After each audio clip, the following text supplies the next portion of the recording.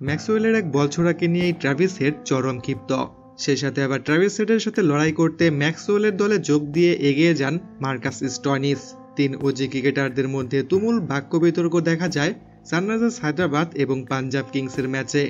পাঞ্জাব কিংসের 246 রানের এত বড় টার্গেট দেখে এমনিতেই মাথা গরম হয়ে যায় ট্রাভিস হেডের। তিনি ব্যাটিংয়েই বেশি মনোযোগী হয়ে পড়েছিলেন। দ্বিতীয় ইনিংসের 9ম ওভার চলাকালে তৃতীয় এবং চতুর্থ বলে ম্যাক্সওয়েলকে 2টি ছক্কা মেরে দেন ট্রাভিস হেড।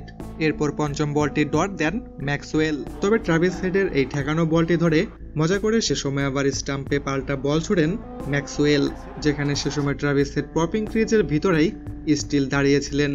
ম্যাক্সওয়েলের এই মজা করে বলটি ছোড়া মোটেও পছন্দ হয়নি ট্রাভিস হেডের।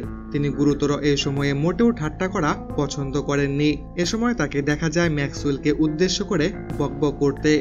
এরপর ম্যাক্সওয়েল যখন শেষ বলটি ছুড়ে ওভারটি শেষ করেন, ট্রাভিস হেড তখন প্রান্ত বদল করার সময় আবারও ম্যাক্সওয়েলকে তীব্র আক্রমণ করেন এবং এ সময় হেডের আবারও এমন বাজে ব্যবহার দেখে ম্যাক্সওয়েলের পক্ষ নিয়ে তর্ক করতে এগিয়ে যান মার্কাস স্টয়নিস। তিনিও হেডের সাথে তর্কে জড়ান।